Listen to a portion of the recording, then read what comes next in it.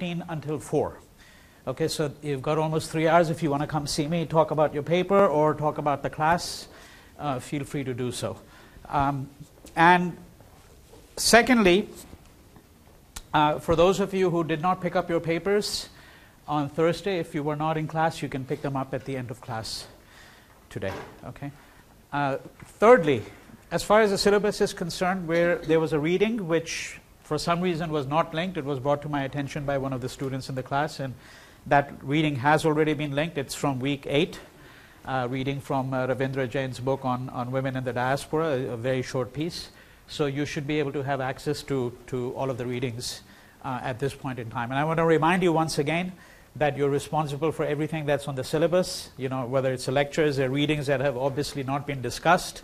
If there are things that are mentioned in lecture which are not on the syllabus, such as the song that we're going to look at today by Apache Indian called Arranged Marriage, you know, then you should be aware of what, you know, that song is about, because it's being covered in class today. All right?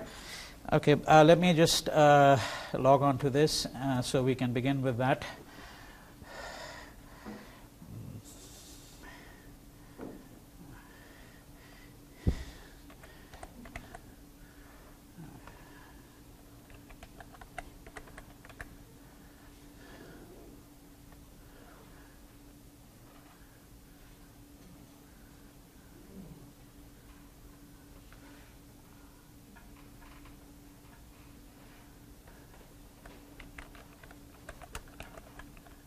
How many of you know about Apache Indian?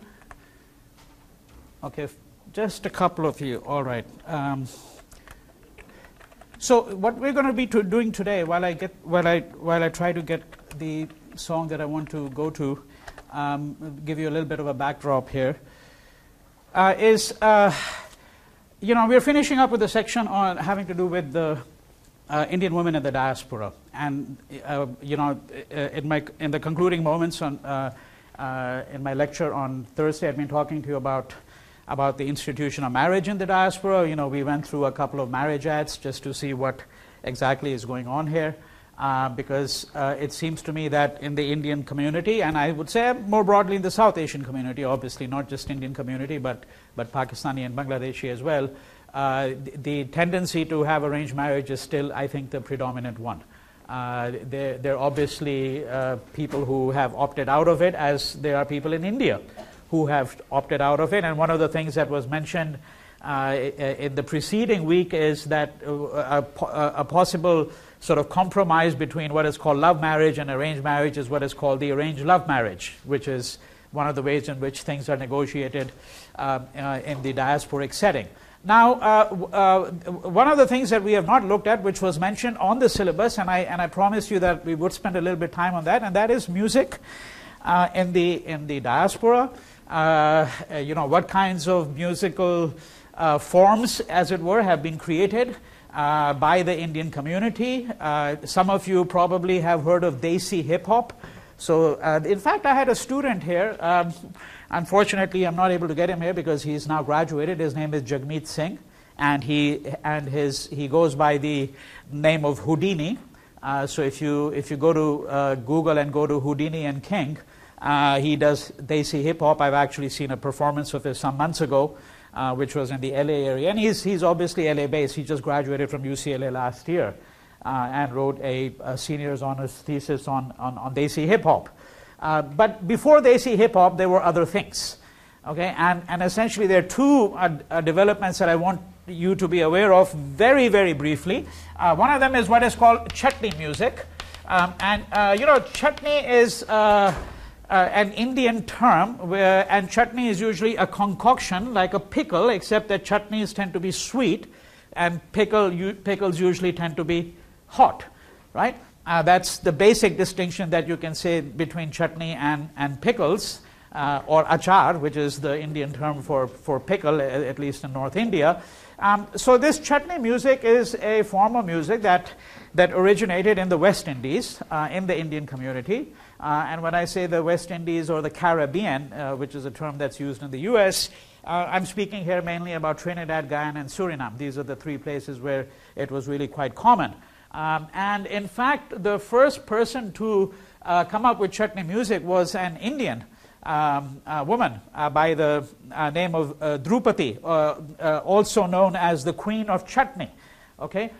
If you go to Google, sometimes it's spelled P-A-T-E-E. If you go to Google and type her in, you'll find quite a bit. In fact, I might actually just play you before we go to this one here. Play you a little song by her, just a couple of minutes.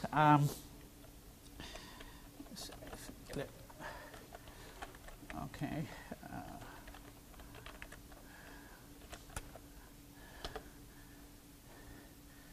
All right.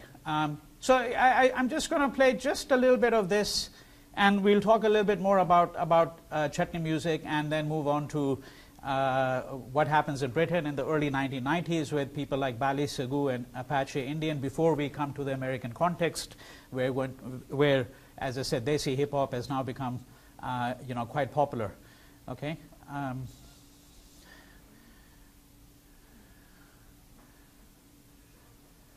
So Drupadi starts, a couple of decades ago.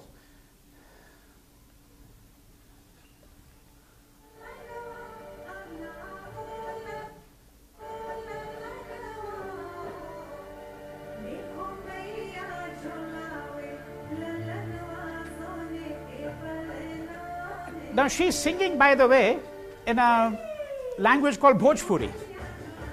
Okay, and this language was brought over from to India by the immigrants, Bhojpuri.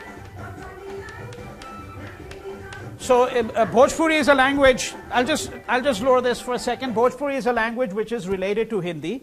It's spoken in North India, in places like Bihar, in that belt. So this is to the east of Delhi in North India. And one of the interesting things is that Bhojpuri has now a history in Trinidad of about 150 years. And some people who have actually studied Bhojpuri in Trinidad have found a number of interesting things. And the most interesting thing they found is that the language essentially got frozen in a way. Essentially got frozen. So if you look at the music of what is called Hindu Trinidad, in fact, there's a book by that name for those of you who are interested in music. That's the exact title of the book, The Music of Hindu Trinidad, and it has a CD at the back of the book where they have sample songs from the community. That the people who came over to places like Trinidad, were essentially singing in Bhojpuri, right? And they retained this language, and of course in India, one of the things that happens is that the language continues to evolve, and one of the reasons it evolves, particularly in the 20th century, is because of the huge influx of Bollywood, right? And Bollywood has a tendency to obviously influence linguistic patterns very considerably. But in Trinidad, what they found was that people were using Bhojpuri of a kind which was seldom now encountered in some parts of India. Okay, that is in the Bhojpuri belt. That even in the Bhojpuri belt, you would find that the language had changed significantly, but in Trinidad it had not. Right? There was a tendency for it to in a way, freeze. And partly that happens because, of course, Trinidad is going to be cut off. Most of these Indians, as was pointed out in the early part of the course, do not, in fact, actually, go back to India. They don't really retain a living link with India. And of course, by the 1910s, immigration to Trinidad has largely stopped. So, the growth of the population is going to be people who are already living there rather than people coming to Trinidad from India, in the 1920s, 30s, 40s, 50s, those decades. So there's really no fresh immigration coming into Trinidad, at that point in time. I mean, you still have people going over, but it's in very scattered numbers because the system of indentured labor had been formally abolished. Right, as I pointed out to you before in 1917. So this is she sings. She became really well known for doing rather raucous songs. This is not one of those raucous songs, and these raucous songs had the lyrics would concern things like sex, alcohol. This is how the reputation was built up, and many of these songs would be sung in dance halls. But she also does very traditional very traditional chutney as well. I mean, that's what you're seeing here is more of that kind in this particular composition. So let me just play just a little bit more here, just for a minute or two.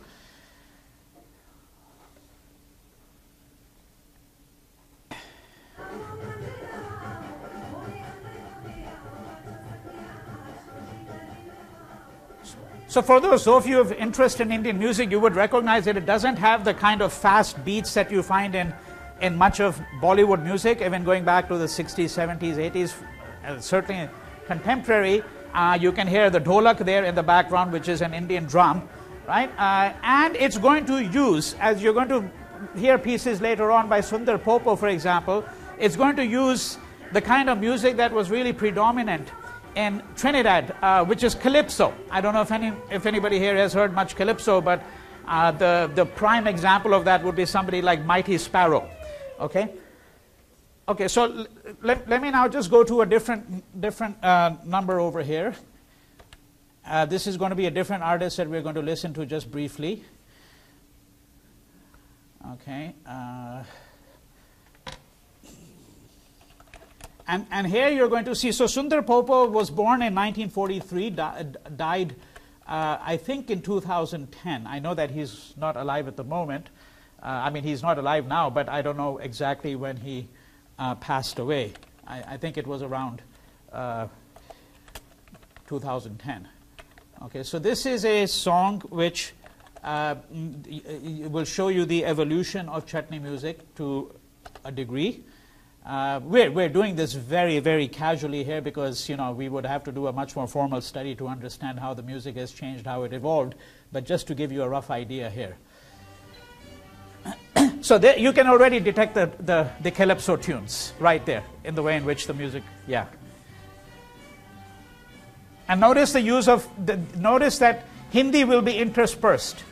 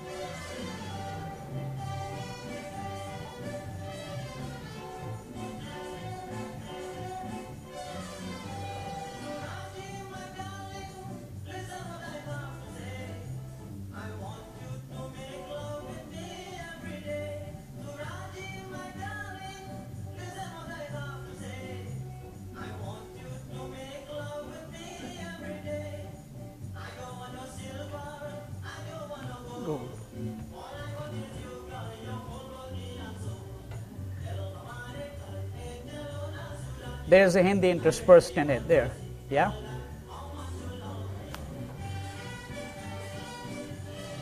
All right, notwithstanding the fact that it is very, very nice music here, we have to move on to another piece here. Okay, so just to give you a sample, right? So Sundar Popo, in fact, became, you know, the dominant artist of Chutney music for at least a few years. Initially, Chutney music, when it started, we're talking about, you know, roughly late 60s, early 70s. You tended to have a predominance of female artists.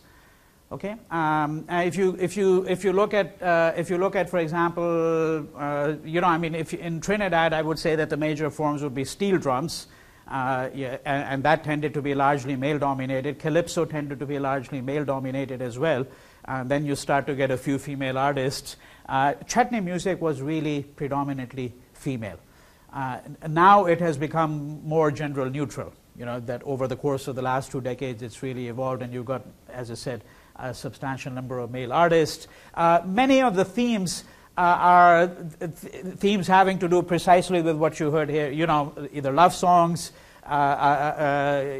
invocations of Indian tradition, not really used as what we would describe as resistance music. Okay, for that I think you would have to go to more like traditional, some of the traditional calypso, I would argue.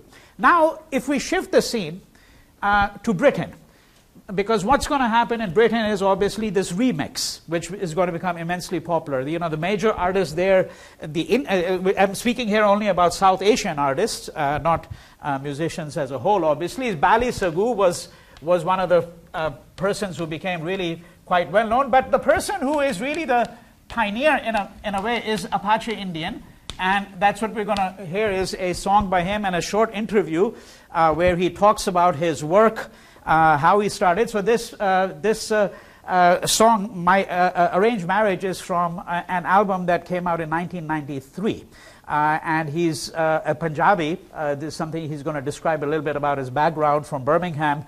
If you go through the song very carefully, you'll see that towards the end, there is a implicit critique of this institution, of arranged marriage, right? So one of the things that I'm doing right now is I'm using music as a way to essentially move from the last segment, which is a segment having to do with women and with such things as the institutions of marriage, and then moving to the segment that we have for this week, and that is struggles for rights and resistance movements in the Indian diaspora, right? Because some of these songs obviously express some of the kind of anguish and some of the anxiety that is experienced by Indians in the diaspora as they attempt to struggle with certain institutions. All right, so let's just go to this one over here, beginning with, as I said, a short introduction to him, and then you'll have the performance of the song. And it will conclude with a short interview with him. Okay, so let's see if we can get rid of this ad.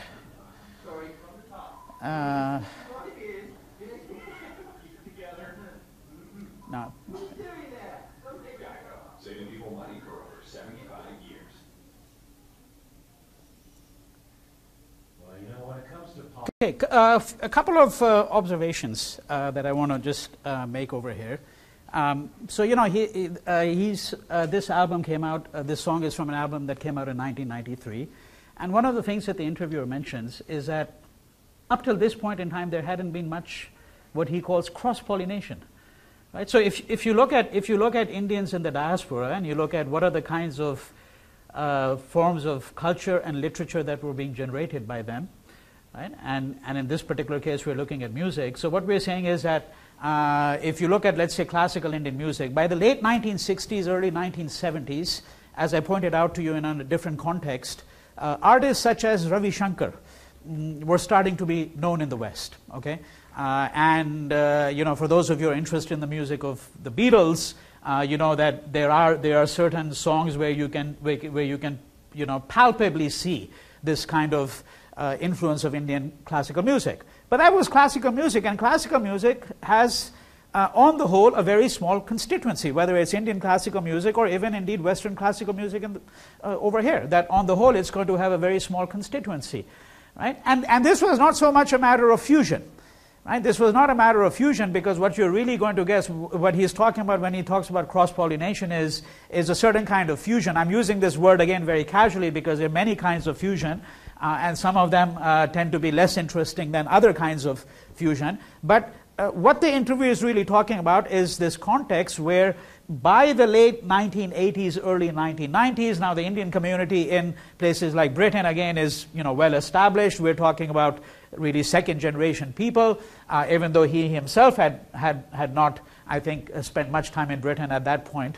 What we're really talking about is people who have now consolidated themselves and are now confident enough that they're going to want to experiment with new forms of music, new forms of culture formation. Right? So this is really the fruits of that. And And the Desi hip-hop that we're talking about in the United States, I think, should be seen really in the context of what happened in Britain in the early 1990s. Secondly, there's a very small point that he makes, and in a way it sort of brings me back to the films that you had all written on, one film or the other, where he says at one point in the interview that, look, I mean, I'm a Hindu, my wife is a Sikh, and you know, our children have been exposed to Christian schools.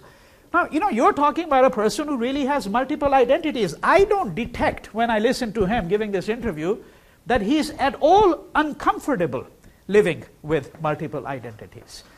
So one of the things that I'm going to urge you to do is to reverse the usual assumption. The usual assumption is, you know, that people who have if let's put it this way, multiple identities, you know, so let's say Salman Rushdie, you know, the famous novelist. So he's been asked often, well, how do you, you know, live with these multiple identities? And one of the things he's been at pains to point out repeatedly is that the problem really is for those who have a single identity. It's not for those who have a multiple identity. They're quite comfortable, you know.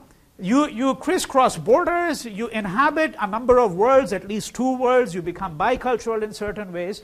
I mean, I think the problem that we have to think about is for people who, in a sense, think that having multiple identities is an issue. It's not. How do you really live with one identity in such a complex world? How do you assume the viewpoint of someone else? You know, a linguist once told me that every time you pick up one language, it's like you have one more new life. You know, right? So this is, I think, this is really what he's suggesting, that this is not really an issue at all.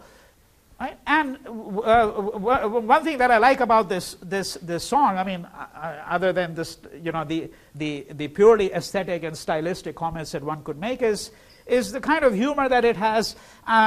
There are also elements in it which are not going to be understood by white people, and I think that's very important. So when he talks about a Soni Kudi, you know, what is he talking about? He's using Punjabi here, and he's talking about a Soni Kudi is a girl who's kind of, you know, pretty, attractive. But Sonia actually is not just pretty and attractive, it's somebody who has a pleasant demeanor, okay, is charming, so forth and so on. And then he intersperses these lines in Hindi, as in the Sundar Popo song, right? One of the things that is doing is it's creating a certain element of discomfort for people in the majority community. And this is a political point that I want to insist on. Let me make myself very clear. You see that very often when you think about immigrants coming to a country, a huge amount of literature deals with the fact that they have come to an unknown place. And it takes them time to get acclimated to their dominant culture. Right? There are things that they don't understand in their dominant culture. These things may have to do with language, it may have to do with customs and habits and practices. You know, I mean, so I remember when I first came to the U.S. and what really astonished me, it took me several weeks to figure out, which is that you're walking down a street and somebody you don't, you know at all says, "How are you doing, man?" You know, and so I would stop to answer. Well, I'm doing very well, thank you. But by the time I've given my full answer, the guy is like 20 meters away, right? Because you know the convention is this is just a certain kind of idiom in which you pass on your life, as it were. Right? You don't actually, every time you're asked how you're doing, it doesn't mean you actually stop there and give a formal answer. Right? Now, it's a very simple illustration. Right? Very simple illustration of something that you wouldn't think about. And again, I mean, this is going to sound really absurd, but before I came to the U.S. in 1976, I had read that, well, yeah, there were these Chinese immigrants. Now, I didn't know enough about where they were. Okay, I mean, I didn't know that most of them had been in the West Coast. So the first place I went to was Washington, D.C., because I was going to live in that area. This is exactly what happened, is that, I arrive at an intersection and it says PED-ZING, P-E-D, and then X-I-N-G, pedestrian crossing, right? Well, I thought this was like a Chinese word. So, but I'm thinking to myself, okay, every 3 blocks I arrive at an intersection, it says PD, but I'm not seeing any Chinese. All I'm seeing is black people. Well, what's really going on here? Right? Okay, it's really quite absurd, frankly, right? But what am I saying? I'm saying that when an immigrant comes into a place, it creates a certain kind of dissonance. There are things that you do not know. Now here, it's a reverse politics going on. He's putting things in the song which members of the community will certainly understand. The Punjabis listening to it will know exactly what's going on, but there are people in the dominant community who are going to be clueless about some of it, not all of it. If it were entirely in Hindi, they wouldn't listen to the song. Right? That the bulk of the song is obviously in English, and it's a kind of a patois, it's a new kind of English in which he's doing it, because he's really creating a new hybrid form here. Right? And then he's putting in words there. So jalebi, barfi, besan. Jalebi is an Indian dessert, Okay, it's very sweet, sugary sweet. And he's talking about his girl being sugary sweet, so forth and so on. But the white person who's listening to it is clueless about it. And what is that doing? What it's doing is it's creating a certain element of anxiety as well in people in the dominant community who now feel that, hey, I'm being left out. But this is, in fact, the experience of the immigrant. When they come to the US, and for many years after that, they always feel that there are things that they are being left out because they do not understand the idioms of the dominant culture. What this song is doing, in effect, I'm giving it a different kind of political reading. We're not really talking here now about what the lyrics are actually saying about arranged marriage, so forth and so on. Right? What we're looking at is the broader context, where I'm suggesting to you that there are many other issues and how the language is being used here. What kind of dissonance is it creating? What kind of discomfort is it creating in certain elements of the dominant community? All right? So just some thoughts about how one might approach some of these forms. Now let me move to the last segment of this particular portion on music, and that has to do with Desi hip hop. You've actually got a number of readings, related to this, because one of the first questions that comes up is, how did Indians really come to something called hip hop? Right? And I think that what I want to do before we get to that question is I want to very briefly look at the question of what is the relationship of Indians to African American culture and to the idea of blackness, okay, to black culture as a whole. And I think that the first proposition I want to advance for you is that there is a legacy that every immigrant group has inherited, and many of them I don't think have sufficiently acknowledged that. And that is the legacy of the civil rights movement. The civil rights movement was not just a movement to advance the rights of African Americans. We shouldn't think of it simply as a movement, that was intended to give the African American his due place in American society. It's certainly that, no question about that. That's the predominant way in which, of course, it has been looked at. But what I'm saying is that every immigrant group in this country, whether it's Korean Americans, Chinese American, Indian Americans, any immigrant group that you can think of, has really ridden on the back of this movement. They have been able to benefit from the gains of the civil rights movement, and I think most of these immigrant communities have not really sufficiently acknowledged that. One of the reasons they have not sufficiently acknowledged that is because, of course, in many respects, they have distanced themselves from the African American community. And one of the reasons they have distanced themselves from the African American community has to do with the fact that, of course, African Americans, and in fact, I think it's really one of only 2 or 3 groups that I can think of in this context. The other 2 that I would think of would be American Indians, and the third would be the Puerto Ricans. I mean, these are 3 groups, particularly the African Americans and the Native Americans, who have been deeply mired in a kind of structured poverty from which they have been unable to lift themselves. Obviously, there are people in the black middle class. I'm not saying that there are not people in the black middle class and people who have obviously risen, but I'm saying that proportionately speaking, the problem of racism towards African Americans, I think, is endemic to American society. Right? And so one of the reasons, of course, why immigrant groups tend to distance themselves from African Americans is because it is obviously a liability being associated with them. And by the same token, I want to suggest to you that this phrase that is often used to describe most Asian American immigrant groups is a phrase that we should be extremely wary about. In fact, we should be extremely critical of it, and that is the model minority. Because the model minority is not simply a description of Indian Americans or Japanese Americans. It is not simply that. It is, in fact, an explicit warning, if I may put it this way, to those who are not model minorities.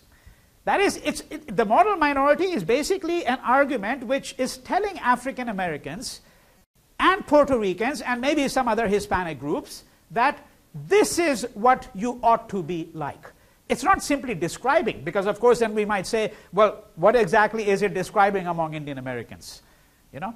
And of course this is where you have to do that fine-grained analysis, some of which I think that we have actually done, which is when we say that, well, if you look at the Indian American community here, we're not talking about a community, you know, which came together just casually. That in fact the bulk of it goes back to the post-1965 immigration reforms, and as a consequence of these 1965 immigration reforms and the manner in which immigration was now permitted into the United States, we find that the Indian American community consisted of disproportionately large number of people who were educated and affluent. So how do you compare it to the African American community as a whole, for example? Right?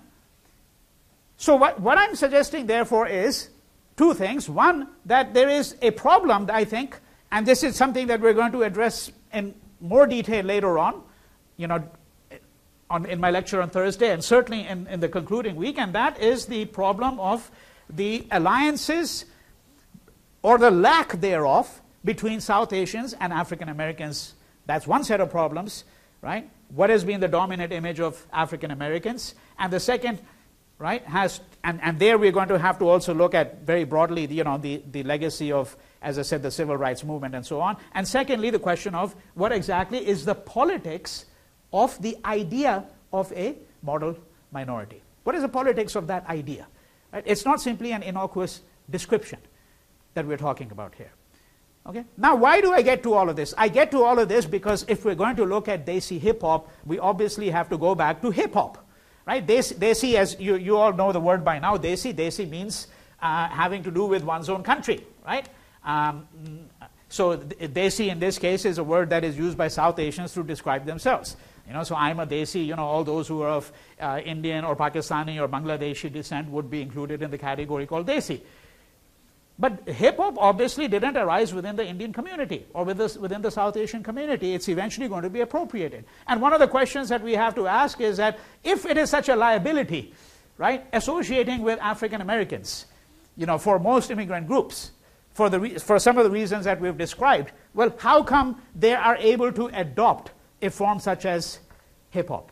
And of course, many of the commentators, including some of the pieces that you're reading, have argued that, well, one of the reasons it's not a problem is because hip-hop is seen as being cool. Right? And things that are seen as being cool can be, in fact, universalized in a certain way. So certain elements of black culture have been quite universalized. Right? And a certain style that we can describe as cool is one of the things that has been universalized, which is what the emergence of Desi hip-hop seems to be able to suggest. So let me read a quotation here from somebody, because we're very briefly looking at the question of how you know, Desi people began to appropriate hip-hop, and you know, what is the context of that appropriation, right? And what you'll have to keep in mind are some other larger issues in the background, such as the fact that hip-hop itself emerged in the background of certain number of key questions. One of those had to do with the position of youth, okay, in urban settings. And of course, in the 1960s, as you know, there was a great deal of discomfort there. There was a great deal of unrest, right? Partly emanating from America's involvement in the Vietnam War, partly emanating from the struggles for civil rights and the whole civil rights, you know, movement. And moving into the 1960s, what you have is a whole series of political assassinations, as most of you know, in the United States. We're talking about Martin Luther King, Malcolm X, you know, obviously Robert Kennedy, right? So we are saying that this was a time of substantial unrest Most urban areas in the United States are going through a certain kind of turmoil. We're also speaking about high levels of unemployment. All of this is in some ways the backdrop to the emergence of hip-hop. When we speak about hip-hop in immigrant communities, such as Desi hip-hop artists, we're also speaking about issues of racism, issues of immigration. Many of the songs, many of the songs, if you do an exhaustive search and you go through YouTube and you come up with some of these songs by these various artists, and let me just very quickly mention some of these artists. So we're talking about MC Kabir, we're talking about a group called Karmacy, Karmacy. We're going to listen to one hip-hop artist, his name is Malabar, Shay Malabar. There's a Sri Lankan feminist gay artist, her name is Dilo. She's quite well known. Now, if you look at many of these artists and you look at their compositions, the lyrics, immigration is one of the fundamental issues. And this is hinted at in this interview, right? Where before the interview he says, well, did you have any problems with the border, right? Because what he's simply hinting to is one of the elements that is strongly present in the repertoire of many of these artists. The question of borders, the transgression of borders, people like, it's not simply a matter of whether people like Apache Indian, whether they actually encounter problems at the border. The suggestion is, is the border really an issue for many immigrant communities? Okay, so this is the other backdrop. So one backdrop has to do with the African American community. The other has to do with a set of structural issues that began to become important in the 1960s, moving into obviously the 70s and 80s during the Reagan period when there was again a substantial amount of disaffection amongst urban youth in particular. Partly because, of course, Reagan believed in the whole philosophy of laissez-faire and unregulated capitalism effectively, right? And that obviously had dire consequences from people who came from minority neighborhoods in the United States. All right. So this quote that I'm giving you is from a person called MC Raj, R-A-W-J, and he says, quote, "One question I haven't addressed is how did I end up doing hip-hop?" Right? I mean, how does a Desi artist, so here you have a member of, and of course, if we were doing a detailed analysis, it would be interesting going into, let's say, this artist's family.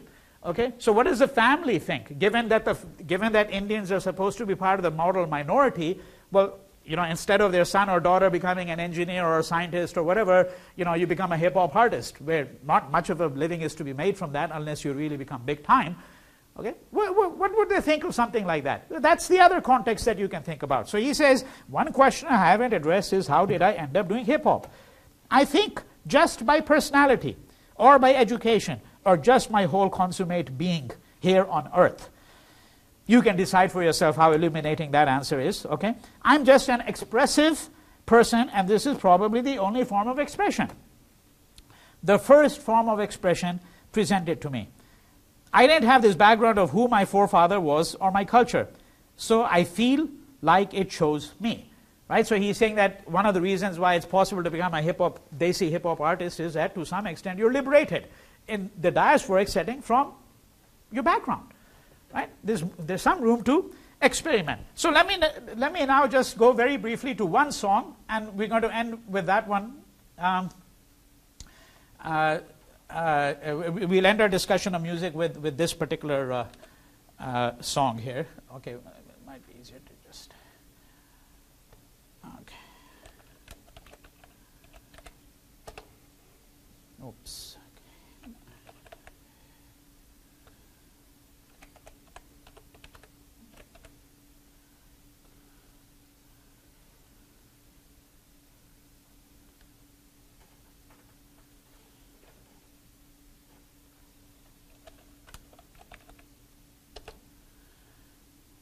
Okay, let me just find the one that I want to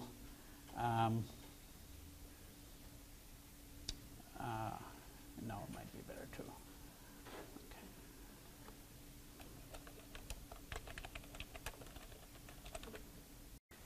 So one of the interesting things about this particular music video is, of course, that the song is being performed against a backdrop of a montage of images of India.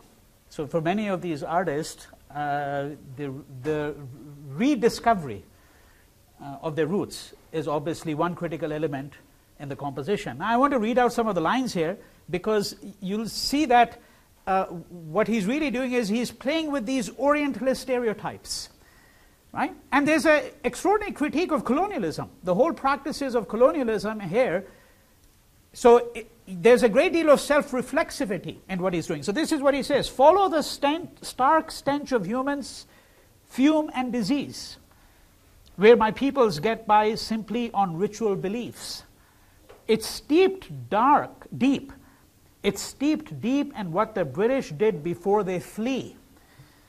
Left more than just English literature, cricket, whiskey, and tea.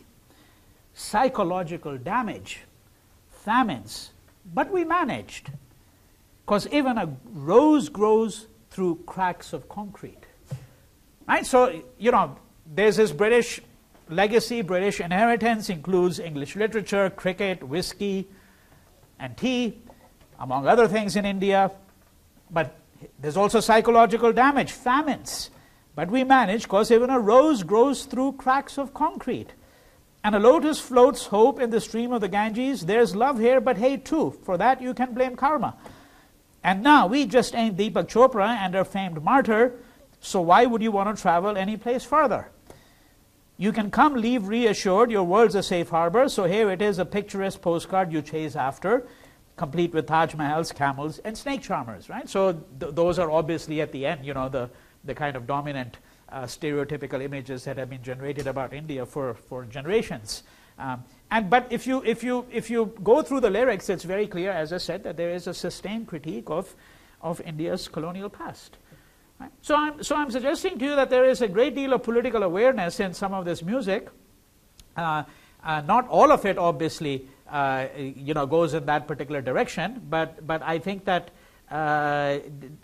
the particular manner in which South Asians have been able to, inflect hip-hop with some of their own concerns is something that I think is central to the questions that we are looking into. Okay, and that's one of the reasons I was interested in having this segment.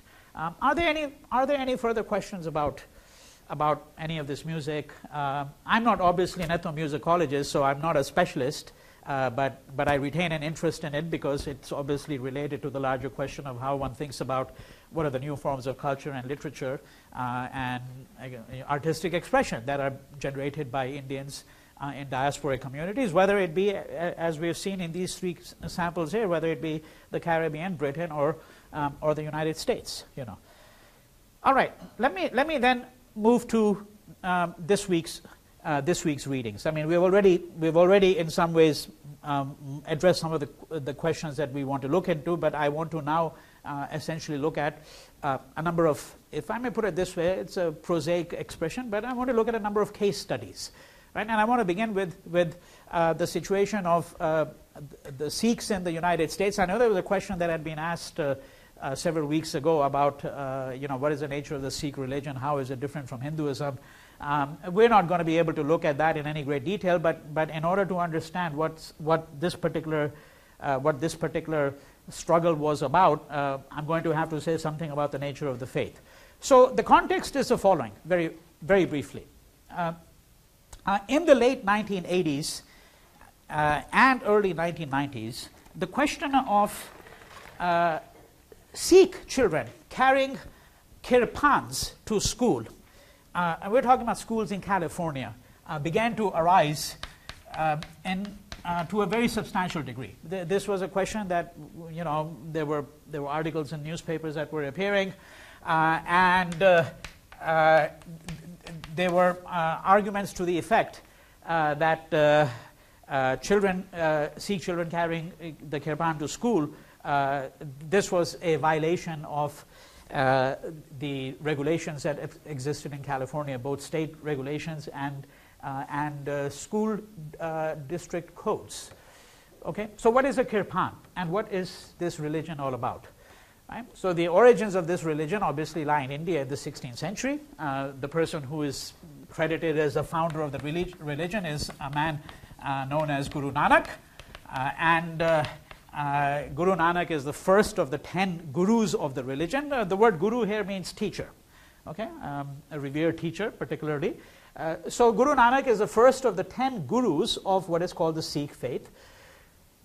Now Sikhism arose in the context of Hinduism and Islam. These are the two dominant religions in India at that time, in the 16th century.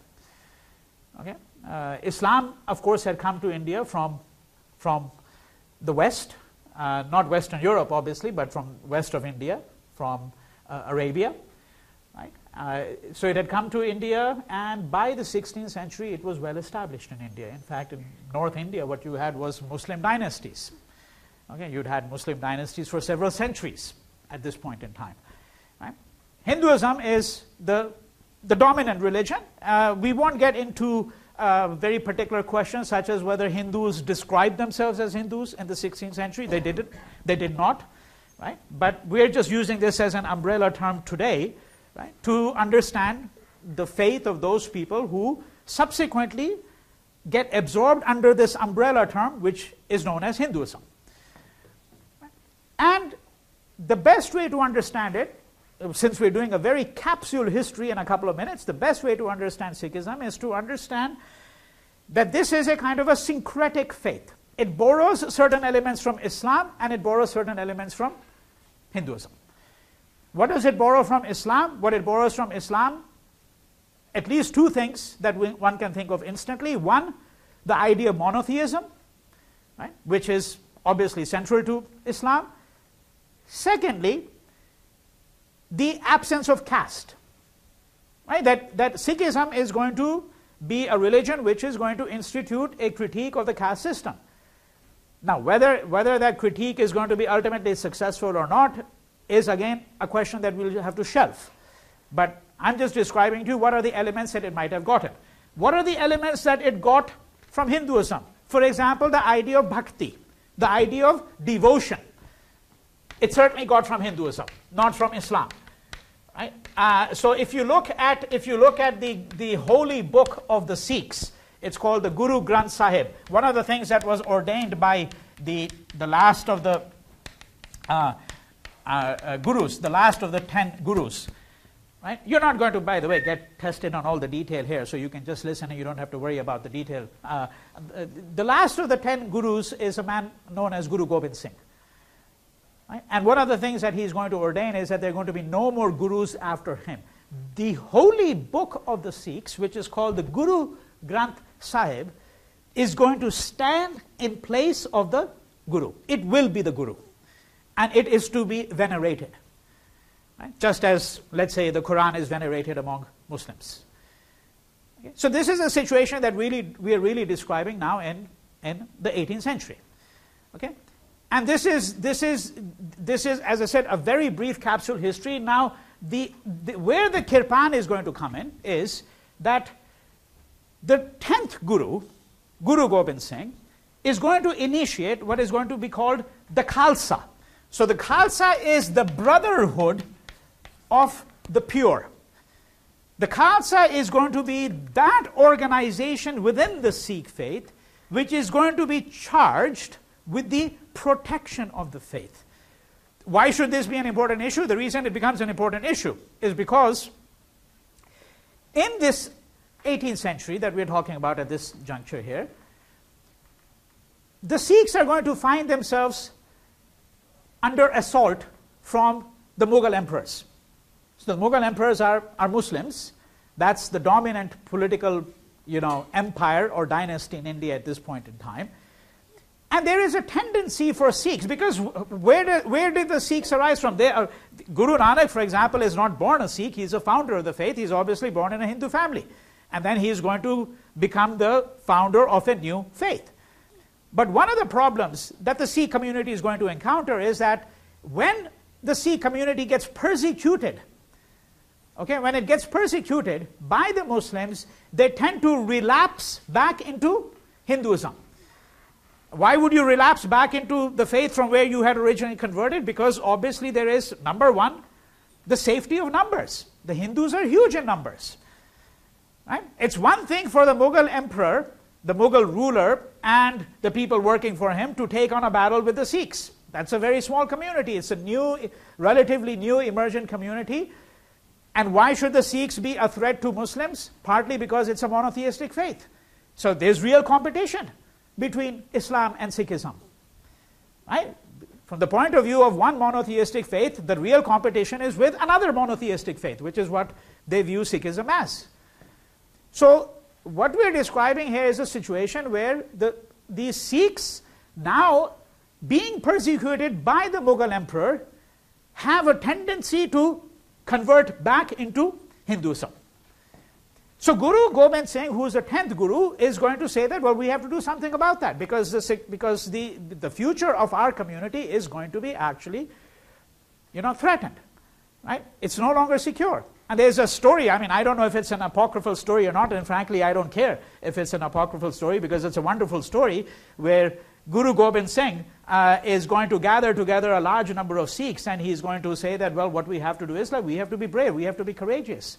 And what I want to do is, I want men and women in my community to be able to put down their lives for the religion. And you begin by putting down your lives for me, because I'm your Guru. So according to the story, what he's going to say is that, look, I want 5 men to come forward, right, to me, and each of you is going to be, each of you has to be willing to give up your life for me on the spot. And to ensure that nobody gets confused, he's brandishing a huge sword. Okay? So, the idea is that whoever is going to step forward and going to say that, okay, I'm going to give down my life for you. And why would you give down your life for the Guru? Because this shows your capacity for courage. And what you need is courage in order to be able to fight the encroachments of the Mughal emperor. Right? So, of course, when he says, I want to volunteer, well, nobody comes forward. And then he keeps on haranguing the crowd, he keeps on haranguing them. Eventually one man comes forward, and then Guru Gobind Singh, there's a little tent that has been put up there. He says, okay, go into that tent. So when this man goes into the tent, moments later people hear this thud, they hear this sound, okay, of something falling. And then another man emerges from this tent, and he's brandishing this sword, and it's dripping in blood. And of course, everybody would have made the same inference, that this person who had come forward, this volunteer, right, he has been decapitated. Right? Then he says, now I want a second volunteer, I want 5 volunteers. To get the second volunteer takes longer, as you can imagine, because now the second volunteer knows what's in store for him. Right? But he keeps on haranguing them, and eventually a man comes forward, and then he goes into the tent, and the same story is repeated. People hear something falling. It's like, for example, a head falling, right? And then this man emerges, with a second sword, and this one is now dripping with blood. And then the third, and then the fourth, and then finally the 5th man comes forward. Okay? And then he is sent to the tent. And then a moment later, all the 5 men emerge, and they emerge with 5 goats that have been decapitated. Okay? These 5 men are going to constitute what is called the Panj Pyare, the 5 beloved. They are going to be the people who are going to help initiate the Khalsa, the brotherhood of the pure. Now, one of the things that Guru Gobind Singh is going to do is he's going to say, well, there has to be a way to distinguish our community from the other community. Not just in ideological terms, physically. How would you distinguish? Right? How would you distinguish a Sikh from a Hindu, from a Muslim? And of course, we know that over the last 200 years, we know how to distinguish Sikhs from Muslims and Hindus. One of the ways in which you distinguish them is that many of the Sikhs wear a turban, although this is not one of the 5 elements. The Guru Gobind Singh is going to lay down 5 elements which are going to help to distinguish. The turban is not one of them. I think I mentioned to you in a previous lecture that the turban is what we call an invented tradition. Right? In fact, the turban became important with the British in the 19th century. But one of the 5 elements is the kirpan. Okay, and what is a kirpan? Now here the problem begins immediately, because when I say what is a kirpan, I have to render a translation of this word into another language, right? And so most people would say a kirpan is a dagger. Some people call it a sword. There's a difference between a sword and a dagger, of course. A sword tends to be bigger and a dagger tends to be smaller, right? And you can keep a little dagger with you. It seems a little bit less threatening than a sword. You know, you think of a sword, you're thinking of a Japanese sword, for example, okay? Or maybe a sword used in a duel in medieval Europe. A dagger is more like a knife. And in fact, actually, it can be both. Because if you go to the Punjab even today, just go to the Golden Temple, you'll see adult Sikh men walking around, and they've got a huge sword, okay, slung around their shoulder. And some will be carrying a little dagger instead. Now, without getting into the intricacies, you can read about the intricacies in my article, which has been assigned to you, okay, of what exactly the kirpan is doing, what are the other elements. Let's not get into that. Let's get to the gist of the matter. The gist of the matter is that a Sikh, an observant Sikh, there are, by the way, Sikhs who cut their hair completely, okay. The turban is not one of the 5 elements, but one of the other 5 elements is what is called kesh. Kesh means hair. A Sikh male is not supposed to cut his hair, his facial hair. You're not even supposed to really, you know, keep it manicured. You can't really groom it. And there are ways in which Sikh men, if you go to India, there are fewer examples here, obviously, but if you go to India, you'll see, you know, thousands of them, tens of thousands of them, you know, who have groomed their hair. So they'll put, you know, obviously some gel, and some of them will put a little net to contain it. And one of the reasons they wear a turban is because you don't cut your hair. And if you don't cut up your hair, you roll it up, right? So this is kesh, hair. Now many Sikhs, in fact, do not actually observe these elements at all. So they're called Mona Sikhs. So Mona Sikhs are Sikhs who are actually, let's put it in English very simply, clean-shaven Sikhs. Clean-shaven Sikhs. Okay, so, you know, they could be looking like anybody else who's clean-shaven. And there may be other ways to distinguish them. So they wear a steel bangle. That's one of the other 3 elements, you know, that Guru Gobind Singh had identified.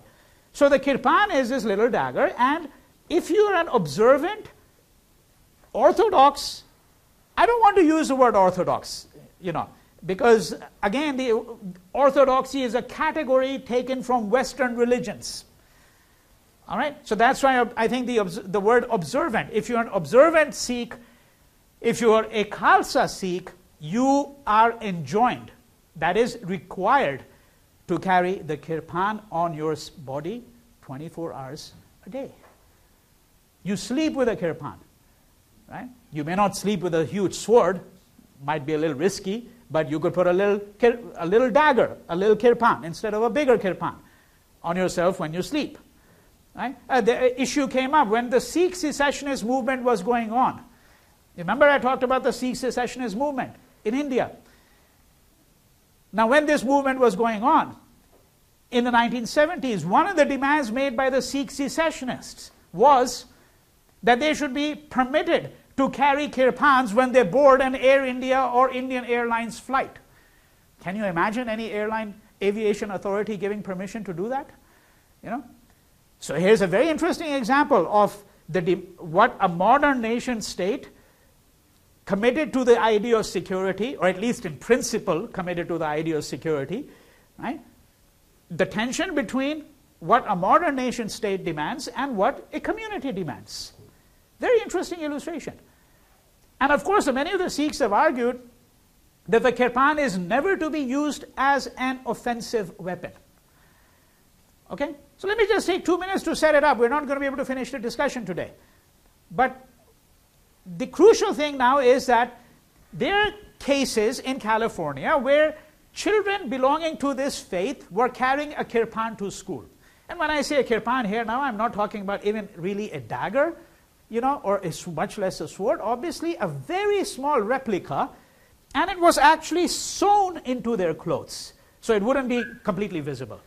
And there was this case, and this is a case which set me thinking about this and then eventually led to this article that I wrote of a family known as a Chima family, where a couple of the children in this family were going to school. They were carrying the kirpan, and some other child finds out that they're carrying a kirpan and goes and reports this to the school principal, and then the school principal summons the family and says, well, your children are not allowed to carry this, and they're not allowed to carry it because this is a violation of the district code and the school safety codes. And then they point to, section whatever, 24, whatever it is, and say, well, it says very clearly that children attending a school in California may not carry firearms or other weapons, including a list of weapons and knives, daggers, whatever it is.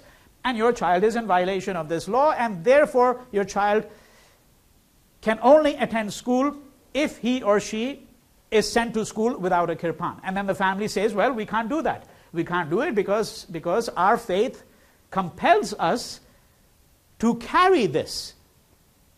Okay? What is this? A kirpan is object, knife, dagger. It's not unimportant, that matter, because the minute you call it something, you ascribe certain properties to it. Right? So they say that, we can't do it. Right? And they're given the ultimatum that, well, either your children are going to come to school without the kirpan, or they're not going to come to school at all. And the family withdraws the children from school, and they're going to file a lawsuit. And of course, the American Civil Liberties Union is going to step into the conflict at that point. So this is where we are going to stop, and I'm going to continue this narrative. Let me tell you what we're going to do on Thursday very briefly. We're going to finish the discussion of this case. I want you to read the book Taxi, which was assigned to you. Skim through it if you can't read all of it, okay? Because, again, it has to do with the question of immigrant rights, the struggles for justice, and we're going to look at the case of Indians elsewhere in the diasporic setting, right? So this is what we're going to do on Thursday.